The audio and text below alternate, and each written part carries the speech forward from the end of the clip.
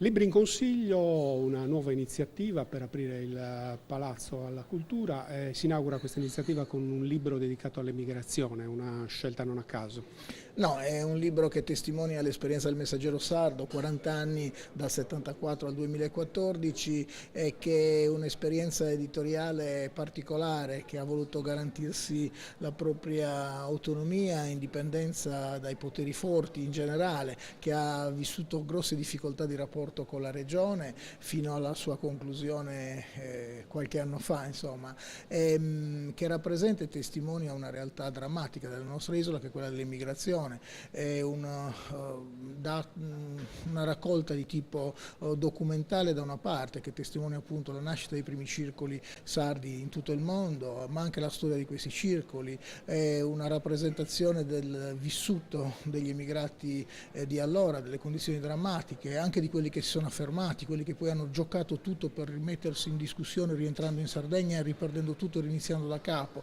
È uno spaccato di un tempo e soprattutto un momento di riflessione per un evento che non è finito. L'emigrazione esiste ancora, dalla Sardegna si emigra in cerca di lavoro, emigrano i nostri diplomati, i nostri laureati in cerca di fortune migliori, e quindi è un tema di riflessione per tutti su un argomento su cui dobbiamo ancora intervenire.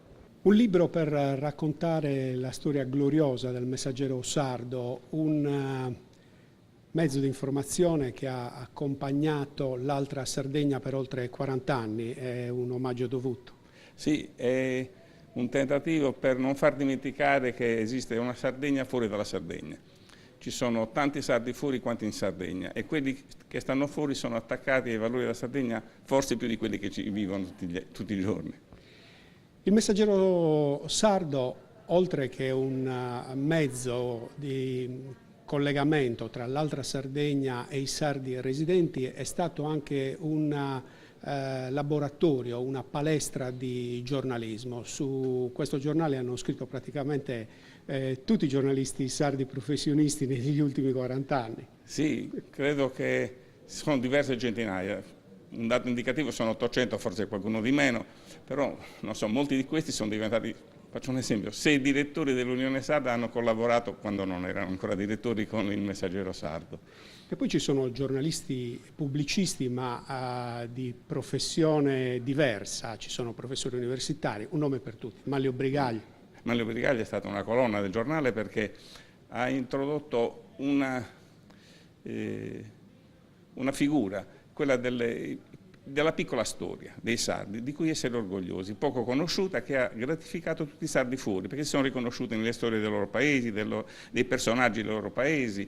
È una storia dimenticata anche in Sardegna, e Manlio invece faceva questa pagina, Parliamo della Sardegna, che univa tutti i sardi del mondo. Oltre a informare gli emigrati su quanto accadeva in Sardegna, il Messaggero Sardo è servito anche a far conoscere le storie di chi dalla Sardegna era dovuto andare via, e di far toccare con mano il dramma del suddisterru, come si dice in sardo.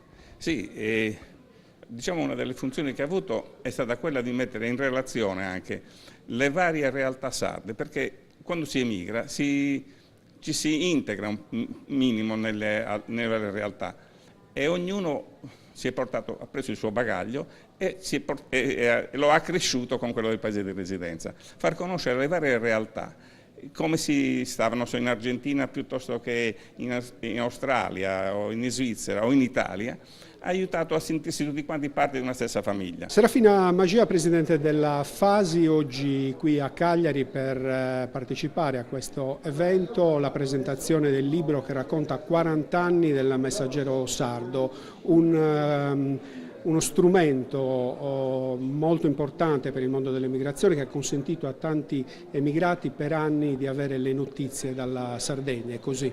Sì, era l'unico strumento di comunicazione, diciamo, in questi 40 anni, e in più è stato il testimone della nostra storia, quindi ci rappresenta e conserva la memoria di tante cose che veramente sono state create, e leggendo il suo libro ci meravigliamo di quello che hanno fatto gli emigrati e di quello che hanno vissuto e che oggi ancora possono trasmettere e fare per se stessi e per la Sardegna.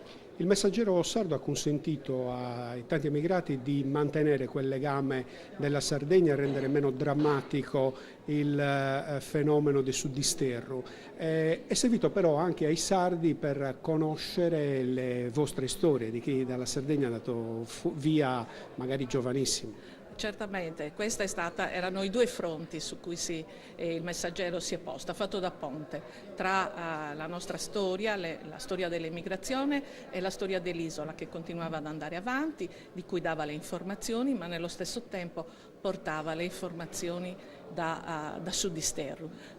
Il giornale era sempre atteso nei circoli degli emigrati e a casa, e lo si leggeva, magari appunto le notizie non erano freschissime, ma erano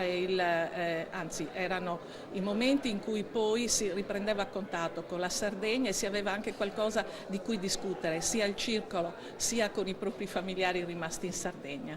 Ci si sentiva sempre legati. Che cosa rappresenta per il giornalismo isolano questo giornale?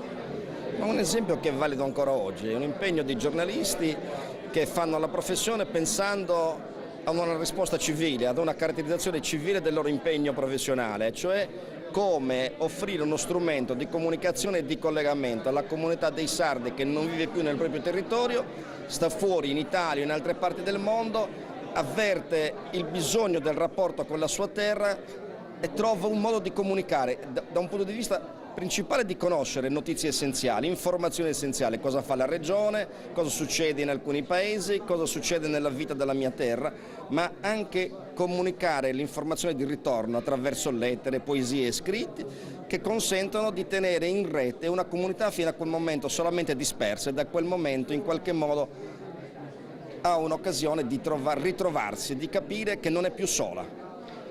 Sfogliando le raccolte di oltre 40 anni troviamo delle firme prestigiose del giornalismo isolano, ma troviamo anche firme di professori universitari, politici, insomma è rappresentata tutta la società sarda e il fiore del giornalismo isolano. Ma in effetti al Messaggero sardo hanno partecipato un po' tutte le migliori firme del giornalismo sardo. Quando è nato sotto la direzione di Lucio Artizzo, che fu poi capo dell'ufficio stampa della regione.